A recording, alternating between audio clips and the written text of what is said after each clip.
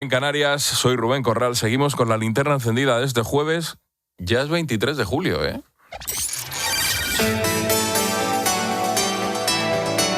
Última hora en la linterna. Expósito. COPE. Estar informado.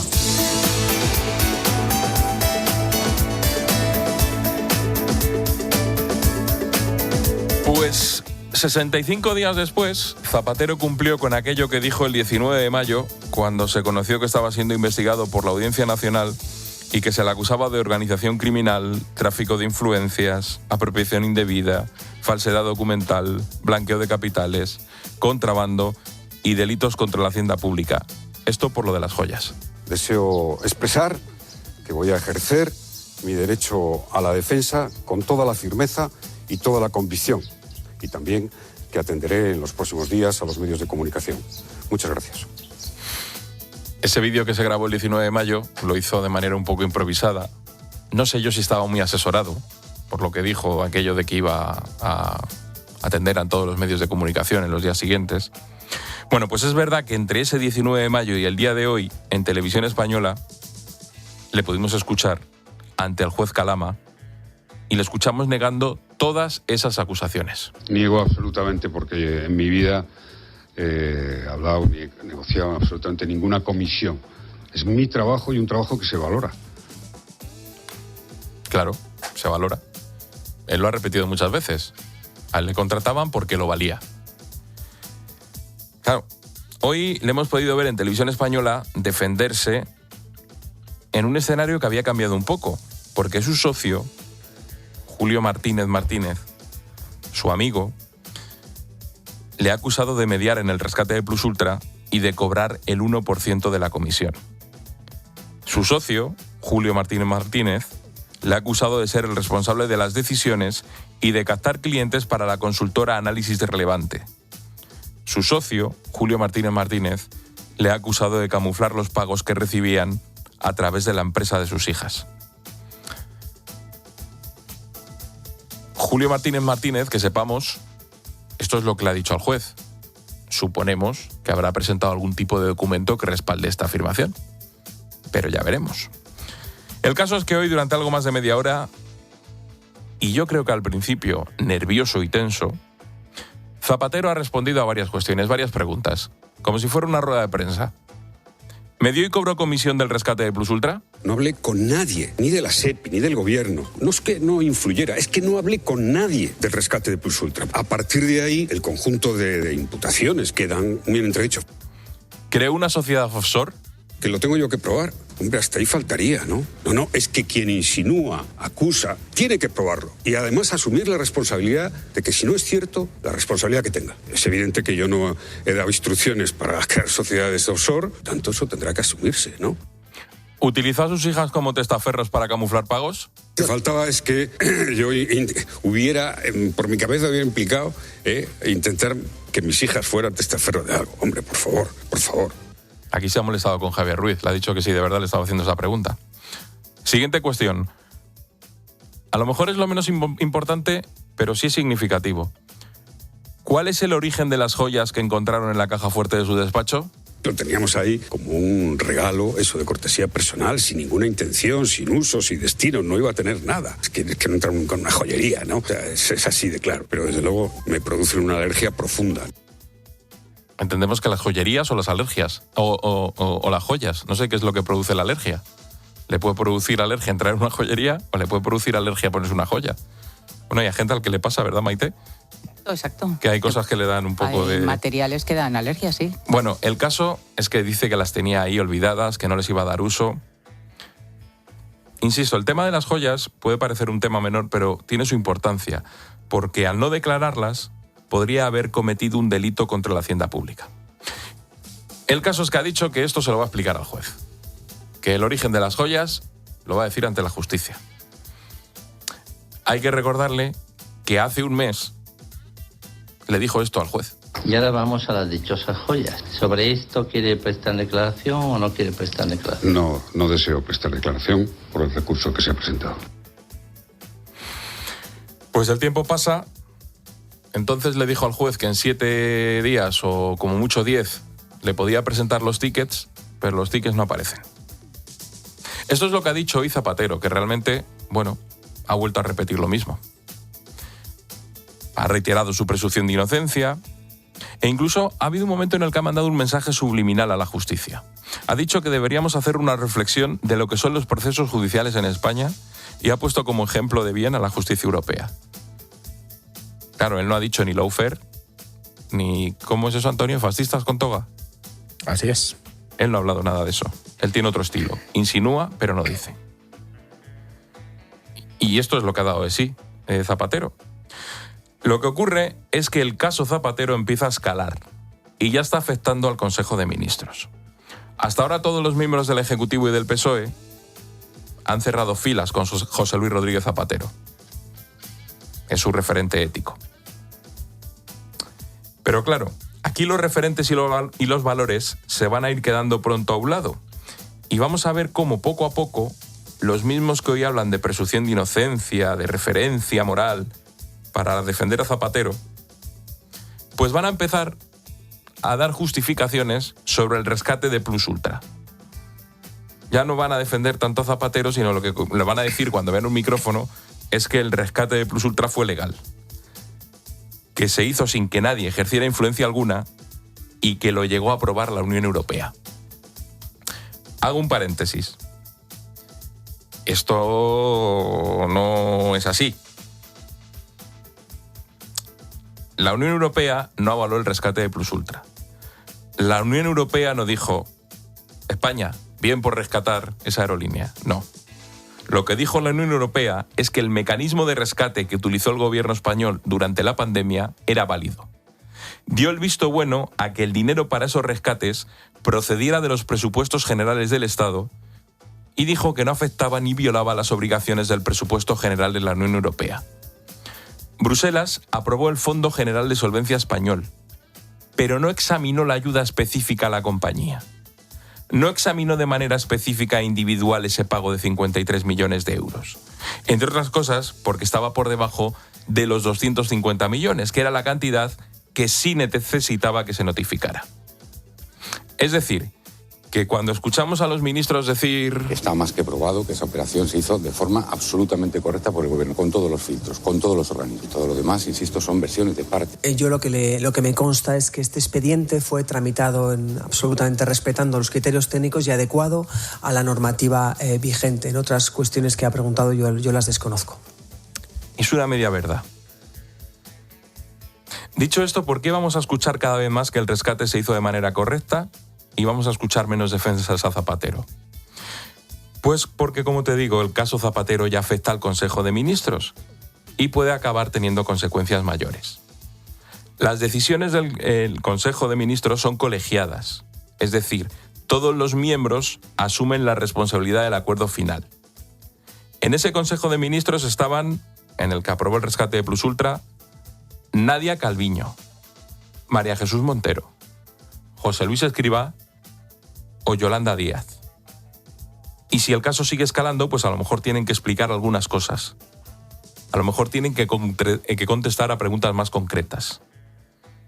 Por ejemplo, ¿alguien influyó en ellos para que se aprobara el rescate a Plus Ultra?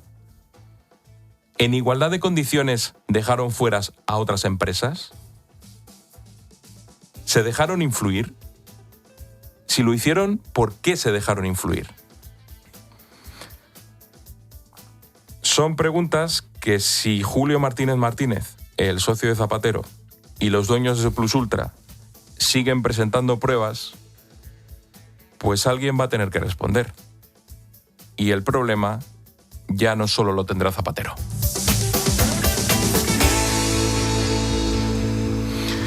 Tiempo de análisis y opinión esta noche en La Linterna con Antonio Arraez y Maite Alcaraz. La Linterna. Expósito. COPE. Estar informado.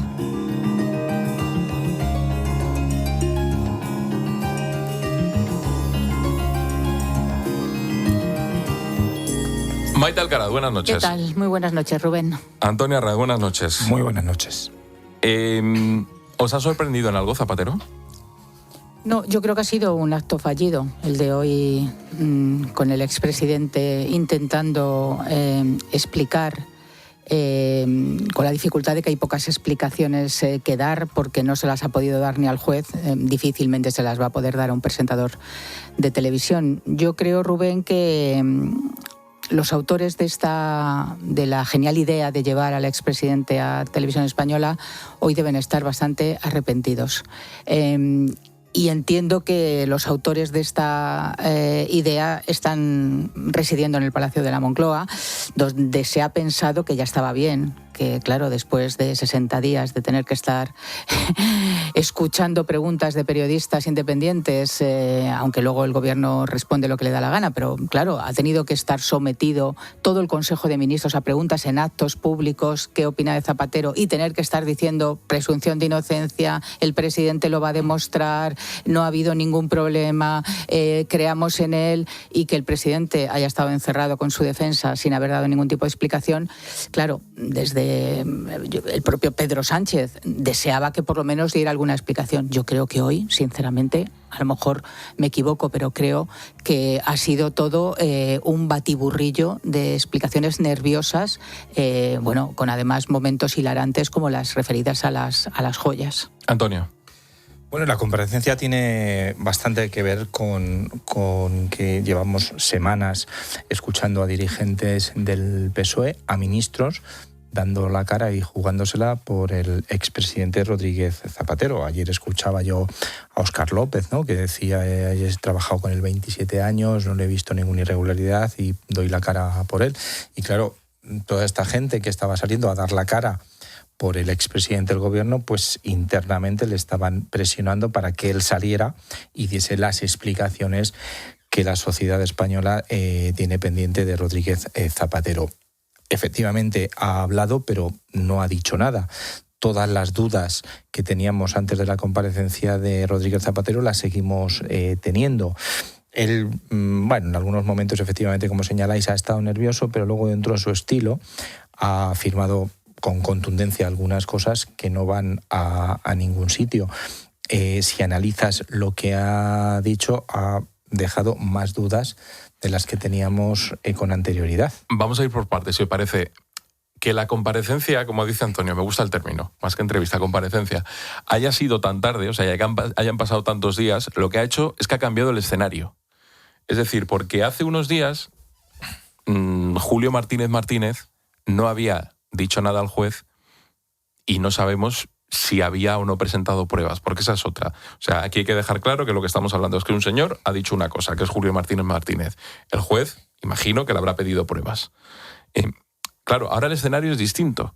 No es lo mismo que en aquel momento, cuando empezó a salir todo, que él tiene el mismo discurso, pero hay elementos que han cambiado ya su escenario. Pero ni siquiera, Rubén, cuando tú hablabas de ese 19 de mayo en el que él comparece delante de su casa, de los jardines, de la entrada de su casa, e incluso se remite a una próxima comparecencia donde voy a explicar a los españoles, esa comparecencia ya no se produjo.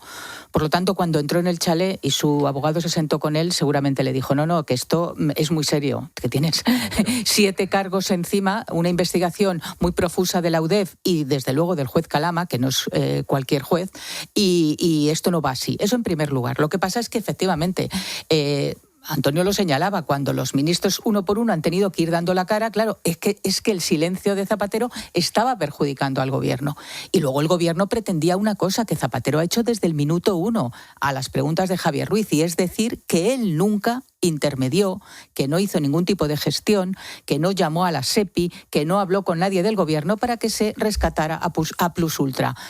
Claro, ese yo creo que es el mandamiento que le había propuesto el gobierno. Oye, insiste en que aquí no ha habido responsabilidades por parte del gobierno, porque, y con esto termino, en el momento que a Zapatero o se le pruebe a través de testificales como la de Julio Martínez o de los propietarios de Plus Ultra, que sí hizo gestiones, eso no se va a quedar ahí. Esa responsabilidad va a escalar porque alguien fue sometido a esas presiones y alguien decidió en función de esas presiones. Yo creo que ahí es donde tiene una salida más fácil, porque en ningún momento Julio Martínez Martínez ha dicho yo fui con él al Palacio de la Moncloa y vi cómo hablaba con tal, o vi cómo... Yo creo que eso es lo que tiene más fácil hay defensa, ingresos, ¿no? Que coinciden. Bueno, pero hoy era un buen día para aclarar las últimas noticias del caso, que eran las cartas, las declaraciones de Julio Martínez Martínez y de los dos ejecutivos de Plus Ultra.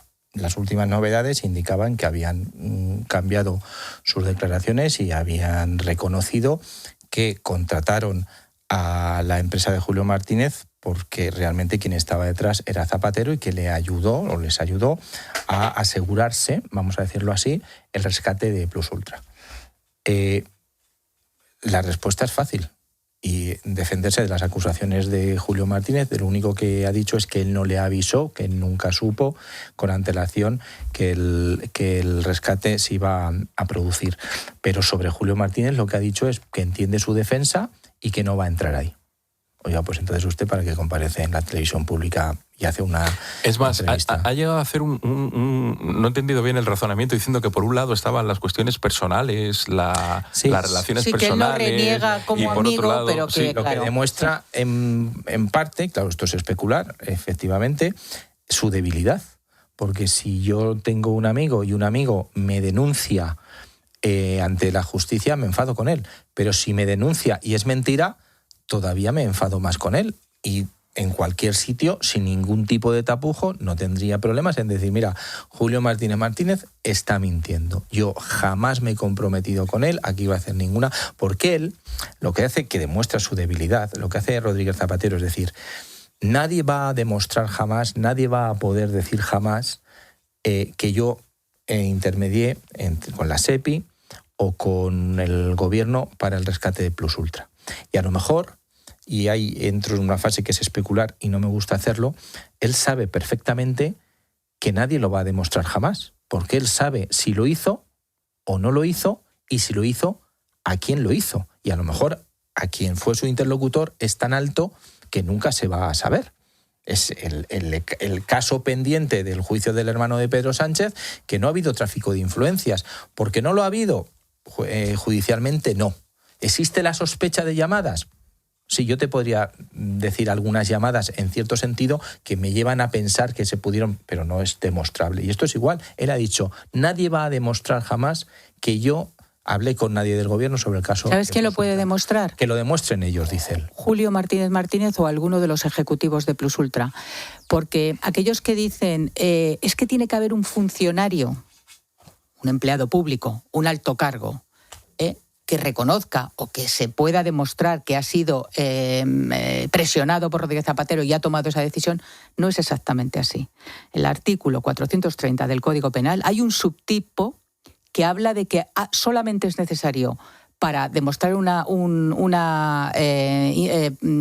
tráfico de influencias que yo haya alardeado ante ti, Antonio, por ejemplo, si tú quieres algo de Rubén, que es un alto cargo, y yo te digo, Antonio, no te preocupes, que yo conozco a Rubén Corral y te voy a conseguir eso. Con eso es suficiente para ser. No hace falta que Rubén cediera a mis presiones. No hace falta eso. Es que es complicado, porque es lo que dice Antonio, es que él se ha acogido a nadie va a poder demostrar. ¿Y si lo puede demostrar Julio Martínez?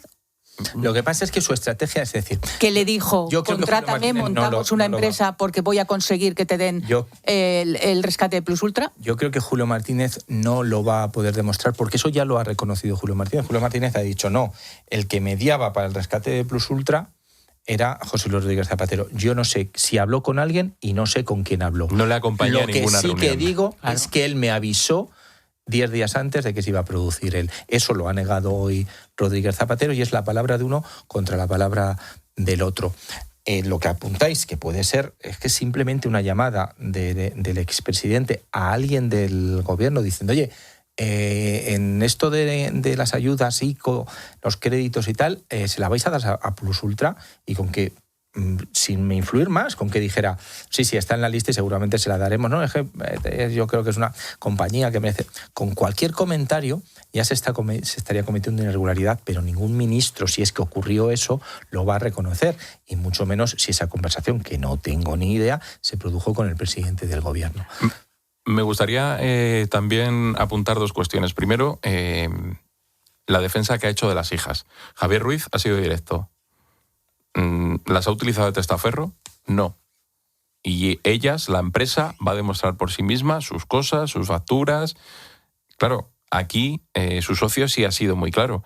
Les estuvimos pagando 4 años sin hacer nada. Oye, suerte a las hijas de Zapatero para poder explicar y demostrar cómo se maquetan informes que son verbales, por ejemplo. Porque su padre ha contado que buena parte de los informes de geoestrategia que presentaba a la empresa Análisis Relevante eran verbales. A ver cómo se maqueta eso. ¿Cómo recibes 3.000? Porque hay cifras que varían, si son 3.000 o 5.000 todos los meses, euros todos los meses, por maquetar folios que hace tu padre, y que desde luego ese no es el precio de mercado, los que conocemos como cuánto se paga por el diseño gráfico y por la maquetación de informes, desde luego ese no es el precio de mercado. Y es que la suma de lo que han cobrado sus hijas, la suma de lo que ha cobrado él, da ese 1% de los 53 millones de el rescate a Plus Ultra. ¿Que todo puede ser casualidad? Puede ser. Pero si lo dice el pagador, que yo pacté con él un 1%, si recibieron el padre y las hijas ese dinero, exactamente ese dinero, más o menos, en fin, yo creo que el juez tiene una senda por la que tirar, ¿eh? Ha dicho Rodríguez Zapatero que todo quedará claro, demostrado, y que sus hijas... Pues suerte para Alba y para Laura para explicar eso. Su actividad, y que en septiembre tendrán claro. cita en juzgado. Si hay algo que de verdad me gustaría que quedase claro, es precisamente esto, porque no deja de ser un ciudadano normal, un padre de familia, con 2 hijas que se han metido en un lío gordo. Como expresidente del gobierno, si ha hecho una irregularidad, indudablemente le corresponderá la pena como a cualquier otro ciudadano, pero es especialmente grave. Él defiende la actividad de sus hijas, pero claro, es que volvemos a Julio Martínez. Es que dijo que les estuvo pagando 2 años sin hacer absolutamente nada. Eso son matemáticas. Sí, esto es sencillo. Tendrán además que demostrar los pagos y los trabajos por los que han hecho. Pueden ser caros o menos caros, puede haber una evaluación, pero tendrán que quedar demostrado. Ya es sospechoso en la trayectoria de José Luis Rodríguez Zapatero que sus hijas trabajen y cobren unas cantidades de dinero tan importantes. Él también las ha puesto en duda, ha dicho que no son tanto. Bueno, vamos a ver lo que demuestran. Eso tiene trazabilidad, ¿eh? A la actividad de asesor de su padre. Ya es sospechoso, y eso pasa con todos los presidentes del gobierno, en este caso se está investigando y está quedando claro, que Rodríguez Zapatero, que dio vida a los expresidentes cuando dejan de ser presidentes en el Consejo de Estado, estuviese allí un tiempo y dijera, no, yo me voy de aquí. ¿Por qué? Porque hay negocio en otros sitios. Y eso no es un delito. Pero no se puede ser faro moral de Occidente si lo que quieres es ganar dinero y lo que te interesa es ganar dinero. Dice, a mí cuando escucho sus análisis, dice, no, mis análisis tienen un valor. Valen dinero. Valen dinero. Los análisis de Rodríguez Zapatero, iba a decir una burrada que no la digas. No la voy a decir, pero Rodríguez Zapatero es cierto que tiene un valor como expresidente del gobierno. Porque si yo llamo al Vaticano, por ejemplo, o yo llamo a la presidencia del gobierno de Alemania, o llamo a Moscú, a mí no me coge el teléfono nadie. Y si te lo cogen, te dejan apartado. Y si llama Rodríguez Zapatero, expresidente del gobierno de España, tiene muchas probabilidades de que lo cojan. Ese es el valor de Rodríguez Zapatero, las cosas. Y ese es el valor de Aznar, de Felipe González, de Mariano Rajoy, que creo que es el único que no se dedica a estos líos. Es así, pero oiga, dentro de que se dedican a eso, háganlo usted de manera legal. Que algunos de estos lo que hacen es estar trabajando con una consultora directamente que les pone un sueldo y ya hay está. Ministros, no son mira, trabajos los la que consultora de Pepe Blanco, que también está Alfonso Alonso, se dedican a esto. Claro. Y ojo, deberían de regularlo. Sí, pero llaman a la puerta y dicen, soy una consultora. Sí, y vengo a intentar que mi cliente saque un beneficio. Pero hay una ley del atún, y tú eres el sector atunero, y yo me comprometo a que voy a pelear para que tus intereses del sector atunero estén escritos en el artículo 4, donde se puede decir que se pueda pescar con caña o con... El problema, Antonio, es cuando lo hace un expresidente del gobierno, o sea, el que ha sido segunda magistratura del Estado, y además va diciendo que todo esto lo hace prácticamente por amor al arte, porque cuando hacía este tipo de gestiones, incluso con la dictadura venezolana, él vendía que lo hacía, pues por liberar a los presos, porque no tenía ningún interés económico, que todo era un interés benefactor para la gente que sufría. Claro, cuando tú descubres, o cuando la prensa descubre que está cobrando dinero, él empieza a reconocer que sí, que estoy cobrando dinero, pero que es legal, que estoy haciendo negocios, pero que es legal. El problema es cuando das el paso efectivamente y con el patrimonio intelectual y profesional que has adquirido del Estado, porque todo lo que tiene, y lo decía muy bien Antonio, y creo que eso es clave, todo lo que tiene Aznar, Felipe González, José Luis Rodríguez Zapatero, incluso Rajoy, que no lo usa, todo ese patrimonio, toda esa carta de presentación la tienen porque ha sido jefe del Ejecutivo español. Y lo que a mí me parece que este Estado tendría que regular es que eso revirtiera en el Estado, no en los negocios particulares de estos señores. Y mira, aquí meto a todos los que están haciendo negocio por esto. Los otros no parece que ilegalmente. Rubén, o sea, volviendo al principio de este debate que ha aclarado para qué ha servido esta entrevista, que no ha servido para nada, ha habido una frase que a mí me ha gustado mucho.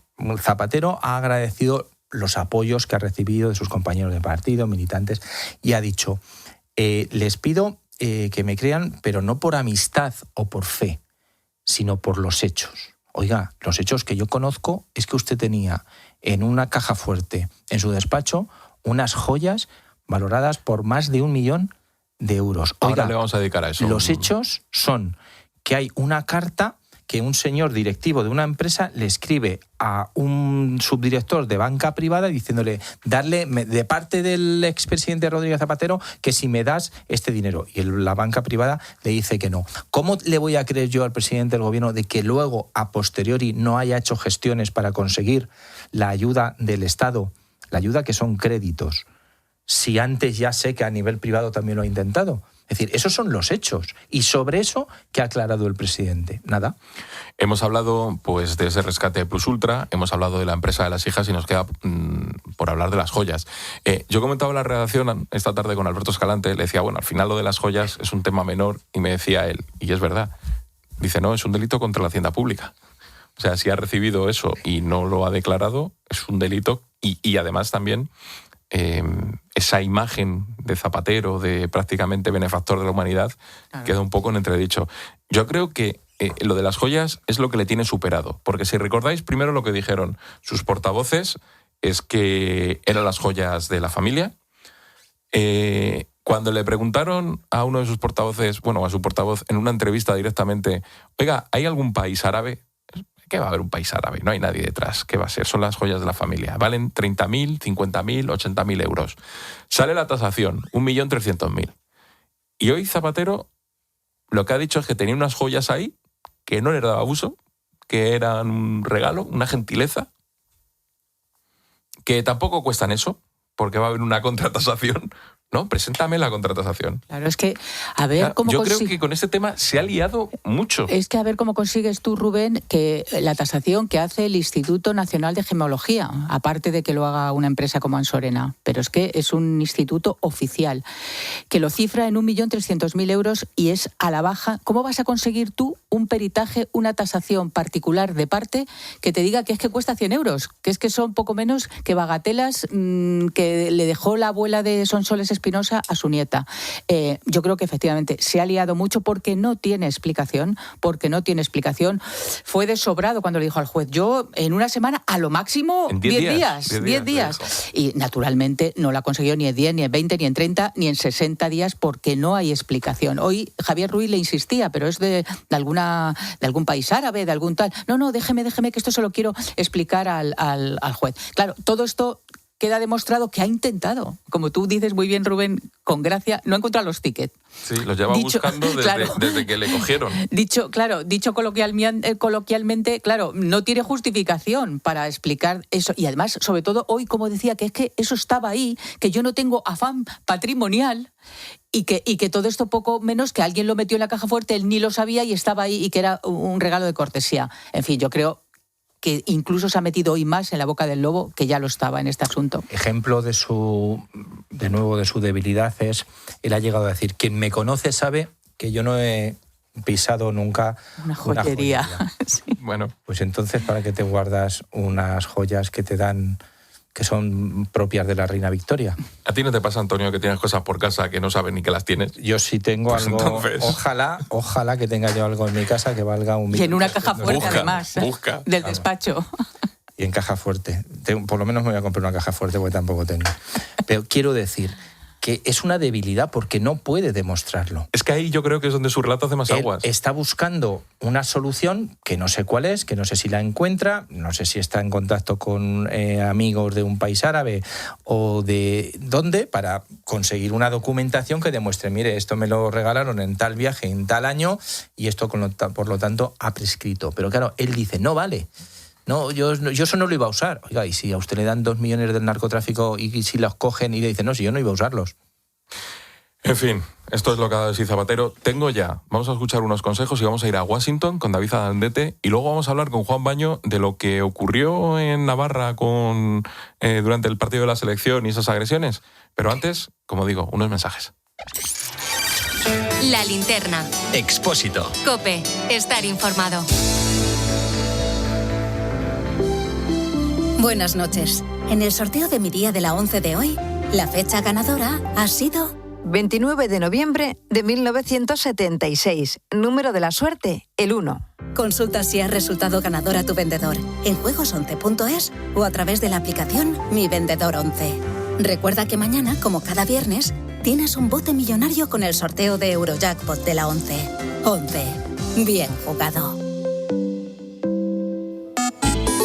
¿Tienes algo que decir? Busca La Linterna COPE en Instagram, TikTok y en nuestro Facebook La Linterna. O mándanos un mensaje de voz por WhatsApp al 600 54 45 55.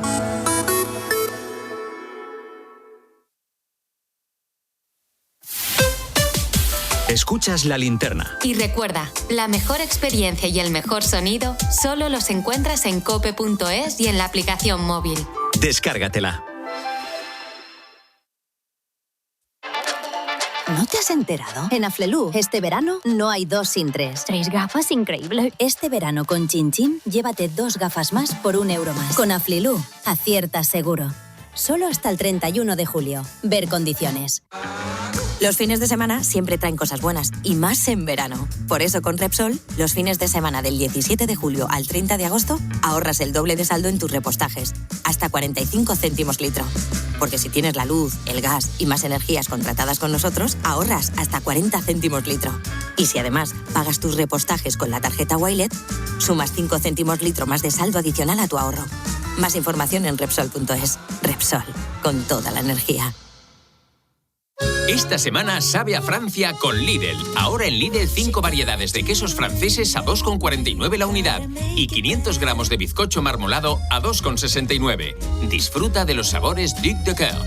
Lidl, vale la pena. Saluda siempre a quien se cruce en tu camino. Cuando eres motera, hay muchas leyes no escritas. Pero cuando eres mutuera, hay una ley que sí está escrita. Y es la siguiente. Vente a la Mutua con tu seguro de moto y te bajamos su precio, sea cual sea. Llama al 91 555 5555. Hazte mutuera. Condiciones en Mutua.es. En Herrera en COPE, Jorge Bustos te explica lo que necesitas saber al inicio del día. Las imágenes tomadas desde el aire de la zona cero son estremecedoras. Es importante determinar la causa exacta y esas familias tienen derecho a una investigación exhaustiva. Escucha a Jorge Bustos junto a Carlos Herrera en Herrera en COPE. De lunes a viernes desde las 6 de la mañana.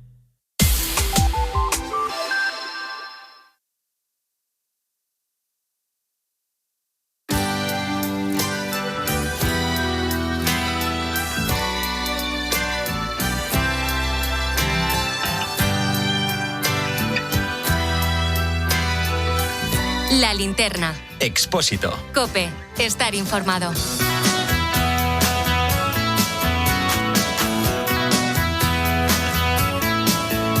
Pues en todas estas noches de verano, lo que vamos a hacer en la linterna más o menos hasta ahora es acercarnos a Washington para hablar con David Alandete. David Alandete tiene una ventaja. Él tiene una bola del mundo en casa. Entonces él gira la bola del mundo y para. Bueno, pues cada noche lo hace con nosotros y donde pone el dedo, pues resulta que nos habla de ese país. Donald Trump ha vuelto a mover el tablero de Oriente Próximo con un simple mensaje en su red social. Apenas 24 horas después de que su administración anunciara un acuerdo de cooperación nuclear civil con Arabia Saudí, el presidente ha aclarado que ese pacto solo seguirá adelante si Riad reconoce oficialmente a Israel y se incorpora a los acuerdos de Abraham. Además, ha querido dejar claro que no permitirá que los saudíes enriquezcan uranio, una cuestión que había generado cierta preocupación. De hecho, estaba bombardeando a Irán por enriquecer uranio. Bueno, en la práctica, Trump recupera la estrategia de utilizar la cooperación nuclear como moneda de cambio para ampliar el reconocimiento de Israel en la región. David Alandete, buenas noches. ¿Qué tal? ¿Cómo está, Rubén? Buenas noches. ¿Qué ha cambiado exactamente entre lo que anunció la administración y lo que ha dicho ahora Trump? Esto es habitual, tenéis un máster en esto, en lo que dice uno y luego lo que dice Trump. Y en que cambie la posición oficial de Estados Unidos a mitad de frase de Donald Trump, esté donde esté, que esto es todo un arte, ¿no?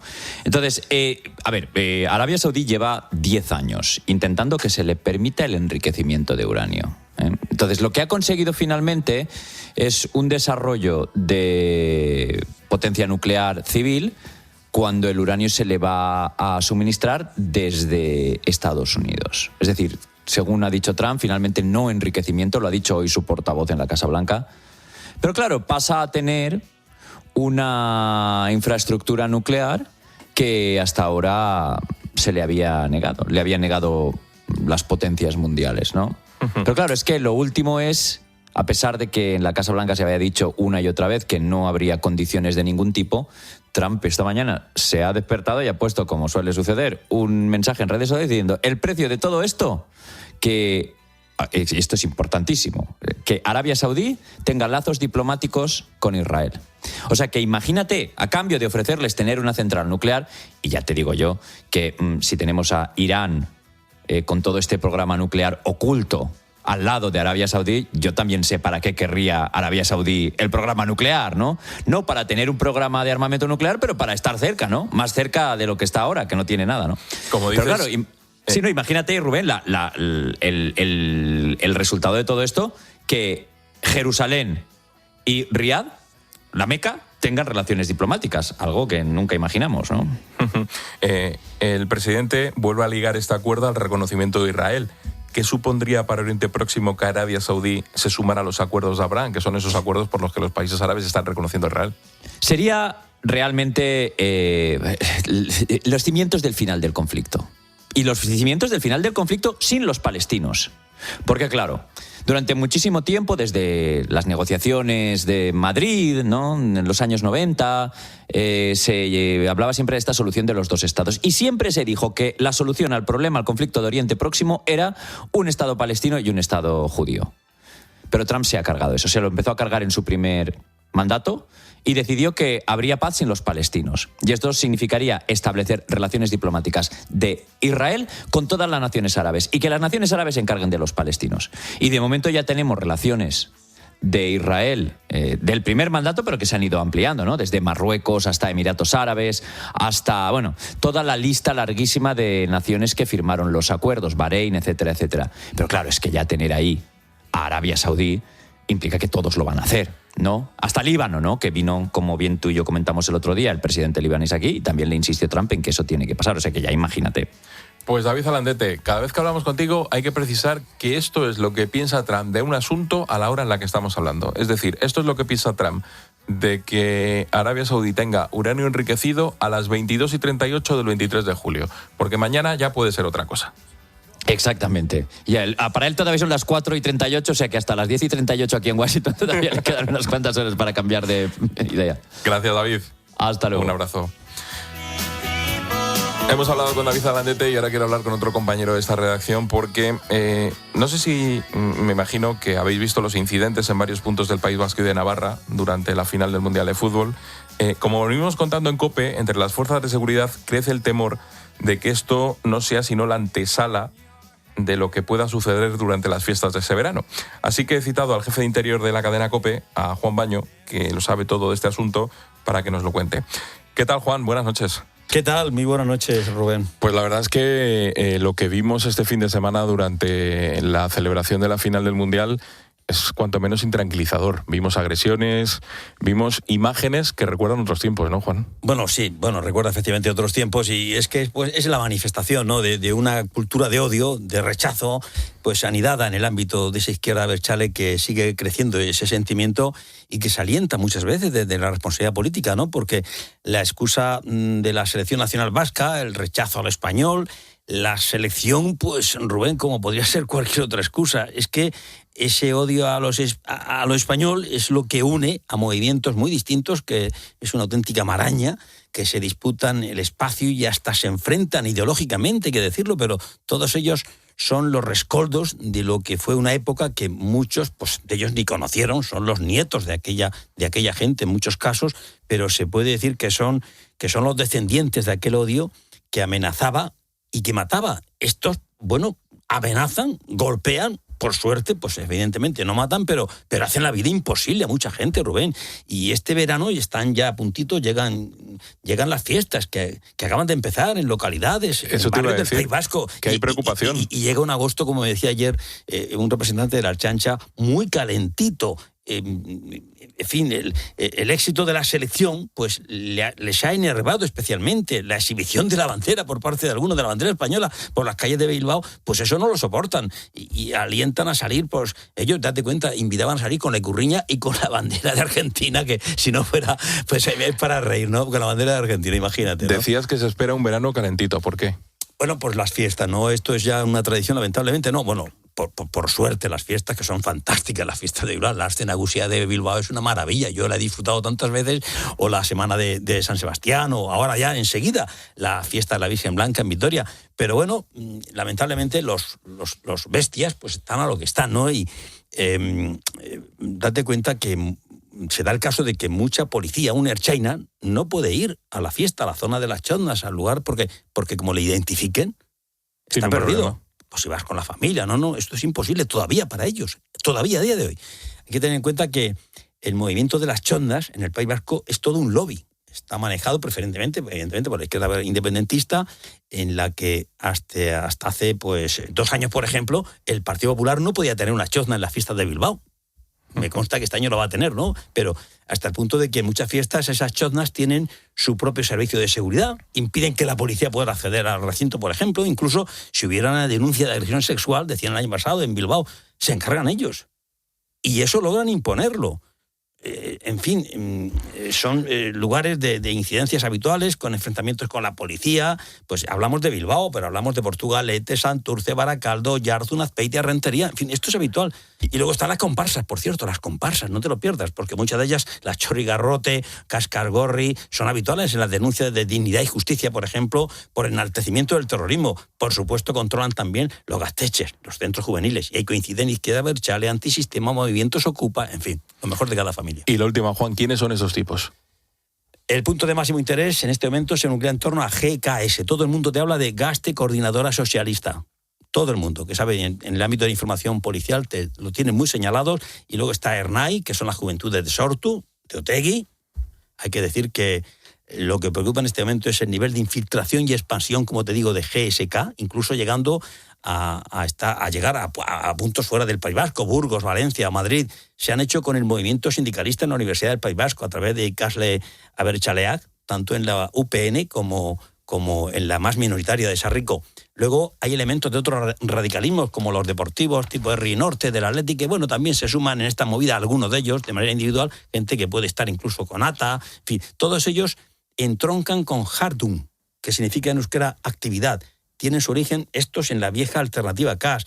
El otro día, por ejemplo, mira, 2 hermanos de Jardun le dieron una paliza descomunal a un chico en Bilbao porque llevaba la bandera española. Simplemente, por eso te pillan por la fiesta y tienen mala suerte. Hasta los 2 detenidos hace un par de semanas por realizar, por ejemplo, recuerda, 2 detenciones que se registraron relacionadas con Hezbollah, que al final le pusieron en libertad al juez, pero la investigación policial está ahí. Bueno, pues uno de ellos era un conocido radical relacionado con el movimiento Abertzale, en fin, que además hace 4 días estaba por Valencia diciendo su experiencia con la policía, cómo le habían detenido, como tal, en fin. Bueno, el PP está pidiendo cuenta de esto ya al gobierno vasco, el sindicato profesional de la Chancha, el SIPE, también pide el cese del consejero, se pide responsabilidad, se piden órdenes adecuadas con la situación. Es que a la Chancha se les está diciendo, vayan ustedes y hagan lo posible para que no les vean. Tú date cuenta, o sea, que no se hagan visibles ante el bestia. Por lo tanto, y además contención, por supuesto. Desde el gobierno vasco a la Ertzaintza, contención y contención. y es objetivo prioritario. La Ertzaintza lo fue el verano pasado y lamentablemente se temen que después del éxito, lamentablemente, de la bandera española por la calle de Bilbao, pudiera volver a serlo en esta ocasión. Ojalá no, pero la policía se teme lo peor. Visto lo visto, queríamos contarlo aquí en COPE y queríamos contarlo contigo. Gracias, Juan. Gracias a ti. Pues no sé cómo lo veis, pero tal y como cuenta Juan, habrá que estar atento al verano. No vaya a ser que esto se reactive. Claro que habrá que estar atentos, porque yo lo estaba escuchando y a mí me recuerda esto un pasado no muy lejano y muy desagradable. En el País Vasco no han desaparecido nunca del todo ciertos grupos intolerables y antidemocráticos que no respetan a las mayorías y a la situación política real del País Vasco. Pero lo que pasó el otro día es especialmente desagradable, porque es una falta de sentido democrático, es una falta de libertad, de dejar que la gente haga lo que dé la gana en una celebración así. Y lo que apuntaba de las fiestas de los pueblos, porque es preocupante. Es preocupante volver al pasado, al peor de los pasados de los años de la democracia en España, y espero que sean 4, y si es mejor que 4, que sean 2. Es que el nacionalismo sigue allí latente, y el nacionalismo más violento. Yo entiendo que después del triunfo de la selección española, empezando por el Lehendakari Pradales, con orígenes burgaleses, el propio Aitor Esteban, con orígenes sorianos, diciendo absolutamente estupideces sobre que no iban con nuestra selección, y ver cómo en el País Vasco y en Navarra la gente lo ha festejado. Hay esa generación joven que no tiene ninguna conexión con ningún mito nacionalista ni con nada que se le parezca, que tranquilamente se ha puesto las camisetas de España y que lo han celebrado. Entiendo que ha sido un soplamocos para ese nacionalismo que pretende dividir y que no le ha gustado nada que a España la vitoreen los vascos que se sienten españoles. Y por tanto, efectivamente, yo creo que esta es una senda que han iniciado porque están acostumbrados a controlar las calles, y ya las calles hay mucha gente que ya no se deja controlar. A mí me preocupa lo de las fiestas, me preocupa también, ahora lo hablábamos fuera de micrófono, la llegada probablemente de otro gobierno, el que efectivamente no dejen de ser los nacionalistas los que partan el bacalao en España, como lo han sido durante muchos años, y empiecen a dejar de serlo. Todo eso probablemente hay que digerirlo. Y yo no veo a este nacionalismo envalentonado, como ha sido Bildu con respecto a este gobierno, que ha sido su más fiel seguidor, como ha sido el PNV, que poniendo algún tipo de reproches al gobierno, pero sigue todavía apoyándole. Hoy le ha apoyado, por ejemplo, en la senda de déficit, como paso previo a los presupuestos, que ha decaído naturalmente por el rechazo del Partido Popular y de Vox y de Junts, fundamentalmente. Si me permitís un contacto con la realidad en 2 frases. 2026, Europa, España, el País Vasco, Nico Williams. 2026, Europa, España, Cataluña, Lamine Yamal. Es que las realidades en las que vivimos en el siglo XXI no tienen nada que ver con unos nacionalismos del siglo XIX. Esto ha cambiado y hay gente que todavía no se ha dado cuenta de ello. Ojo, están gobernando el País Vasco, de todos los sitios y condición. Pero el PNV está gobernando el País Vasco porque fue el partido que ganó las elecciones y cuenta con el apoyo del Partido Socialista de Euskadi. El PNV ha dicho claramente que él es un partido independentista, pero que entiende que no es momento de proclamar una independencia, ni de trabajar a corto plazo no por la independencia, ni tiene sentido una independencia. Eso es lo que ha dicho el PNV. Luego está Bildu, que ya no se sabe muy bien lo que dice y que está ahí esperando su oportunidad, y ya veremos qué pasa. Pero hay una realidad, y es que la gente se siente cada vez más europea. La gente mayoritariamente quiere que España no sea un problema ni en un sentido ni en otro, que nadie nos tiremos a la cabeza la bandera de España, ni muchísimo menos. Y yo creo que se está más cerca de eso que de 4 radicales que se enfadan porque salgan una mayoría de poblaciones, de ciudadanos, de pueblos, a celebrar que ha ganado España y que han estado 2 horas, más de 2 horas, sufriendo, y que luego salen a celebrarlo. Es absurdo y alguien debería darse cuenta de eso. Ya sabéis que una cosa que le gusta mucho al equipo de La Linterna es jugar con los sonidos. Entonces tengo a Alberto Escalante, que ha estado mirando algunas cosas Y me ha pasado aquí un guioncito. Vamos a escuchar. El PP pide la dimisión de Diana Morán por esto que dijo ayer sobre Feijóo y Hitler. El gobierno de Hitler, que tuvo también mucha afección en la ciudadanía. Muchos alemanes siguieron ese discurso que al principio después fue una dictadura, pero nació como una democracia. Yo creo que Alberto Núñez Feijóo se equivoca, pero está dibujando un camino que se parece cada vez más a esos gobiernos criminales como el de Hitler. Nos vamos a 2023. Santiago Abascal. La referencia que ha hecho Diana Morán a Hitler recuerda esto que dijo Abascal. Acuso al señor Pedro Sánchez de tratar de subvertir el orden constitucional y de preparar un golpe en connivencia con las minorías separatistas. Pero es que Hitler también llegó al poder mediante unas elecciones, señor Sánchez. En ese mismo momento, Patxi López, que era portavoz del PSOE, decía esto. Acabamos de escuchar una serie de expresiones que en sí mismas son un discurso de incitación al odio. Eso Patxi López lo decía en 2023. Bueno, pues vamos a escuchar, creo que es el mismo Patxi López, esta mañana, cuando le han preguntado por las palabras de Diana Morán. No es mi estilo. No me gusta cuando se llevan las políticas a los extremos. ¿Cree que debería pedir perdón o...? No, creo que cada uno se expresa como cree conveniente. Para eso está la hemeroteca y la fonoteca, para escuchar estas cosas. Bueno, a ver, comparar al Alberto Núñez Feijóo con Hitler es algo absolutamente fuera de tono, fuera de lugar. Es un error gravísimo. Cuando se utiliza demasiado la palabra facha, la palabra fascista, la palabra nazi, creo que no se pone en valor la gravedad que hay en esas palabras. No es lo mismo el nazismo que el fascismo, por ejemplo. Hay 5 libros, son de Antonio Scurati, que es la biografía de Mussolini, y yo, que me los he leído, detecto algunas estrategias y algunas cosas del principio del fascismo con la operatividad que tiene Vox del desprecio a los partidos políticos tradicionales, del sentido del patriotismo, esto que estamos hablando ahora de la prioridad nacional estos días, pero de ahí a que una ministra del Gobierno de España, por hacer oposición, compare a Núñez Feijóo con Hitler, es que no tiene nada que ver. Y es que además la tontería esta de que Hitler también ganó las elecciones. Hitler fue violento desde el minuto 1 y mató a los propios del partido que le molestaban. O sea, y luego hizo...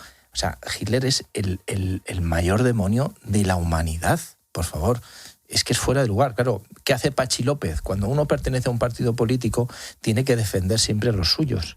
Y eso es una de las mayores, iba a decir un taco, de las mayores cosas que te pasan en política. Y es que tienes que defender a tu partido, haga lo que haga, lo estamos viendo con Rodríguez Zapatero, y tienes que defender a tus compañeros, digan lo que digan.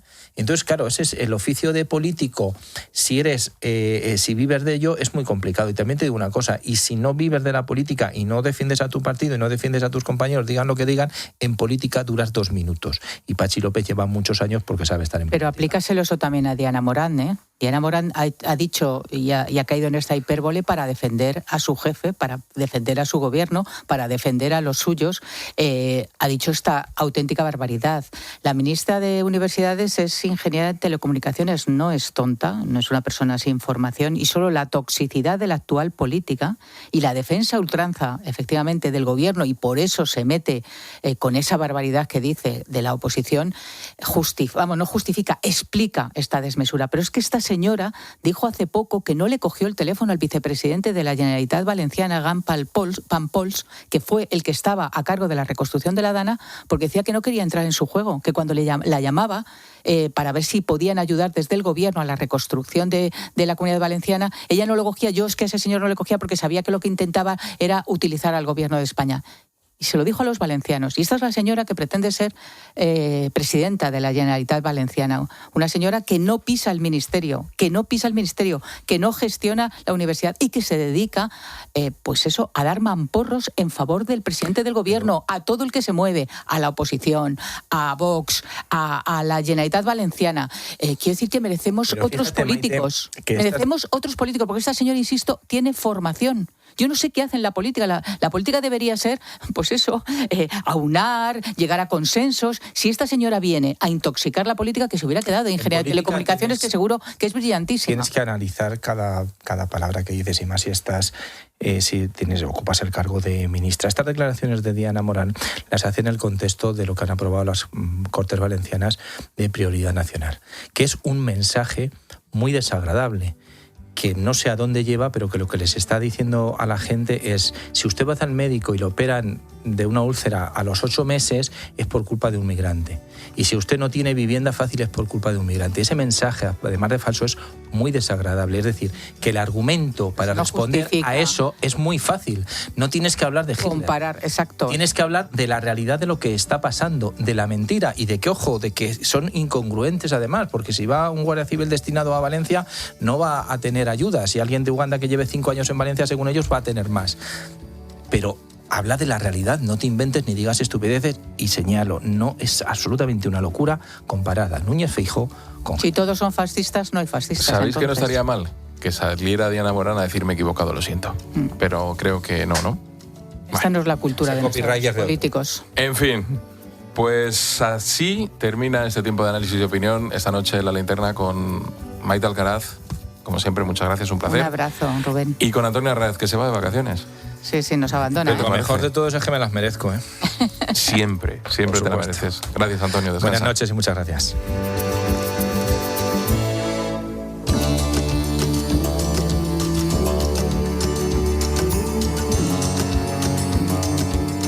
La Linterna. Expósito. COPE. Estar informado. Hay noches y noches. Y luego están las del partidazo de COPE. Arrancamos una programación especial, la segunda estrella. Niveles, Angelito García, muy buena. No puedes imaginar, Juanma, toda España celebrando el título. Juanma, grande. ¿Cómo está Barcelona? En la playa de Barcelona, más de 20.000 personas. ¿Cómo va a ser esta noche en Sevilla, por Dios? Vaya espectáculo la que se está liando aquí en Puerta de Jerez. ¿Cómo está Valencia? Jaime March en la plaza del Ayuntamiento. De lunes a viernes desde las 11:30 de la noche, Juanma Castaño y su equipo te aseguran que hoy tampoco podrás dormir. ¡Qué calor! ¿Te vienes al agua? No, me quedo en la toalla. Es que estoy aquí pensando en la friolera de los 15 millones del cupón extra de verano de la 11 y se me ha quitado el calor. Ya, eso pasa. Este verano refréscate con la friolera de los 15 millones del cupón extra de verano de la 11. El 15 de agosto un premio de 15 millones y 10 premios de 1 millón. Cupón extra de verano de la 11. No te quedes sin tu cupón.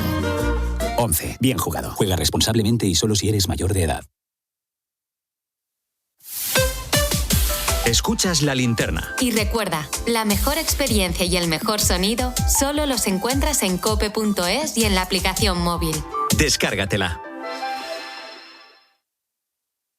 Ay, sangría, sangría Don Simón, anímate a bailar, la fiesta es Don Simón. Alegría Don Simón, sangría Don Simón. Ven, vamos a disfrutar, ay, sangría Don Simón.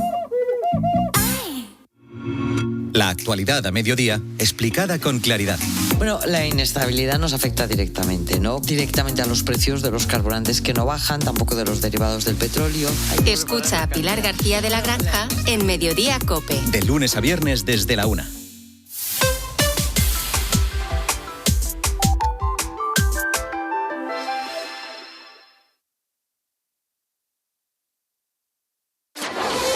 Línea editorial. Cadena COPE.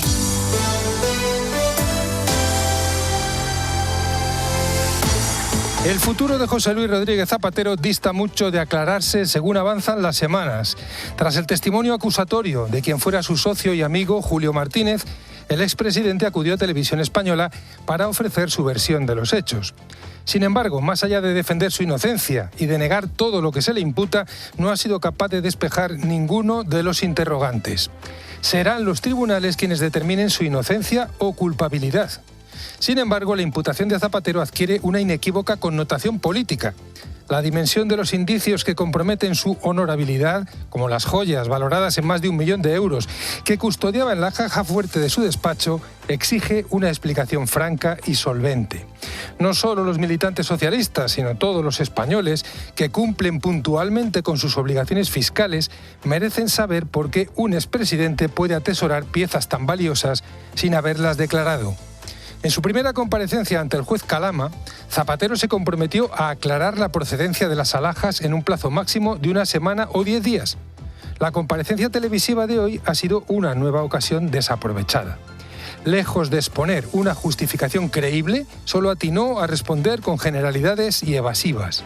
Dados los indicios y testimonios que le inculpan, tan reveladores que Zapatero siga sin ofrecer explicaciones solventes sobre el origen de las joyas de su caja fuerte, como que el Gobierno mantenga su apoyo incondicional.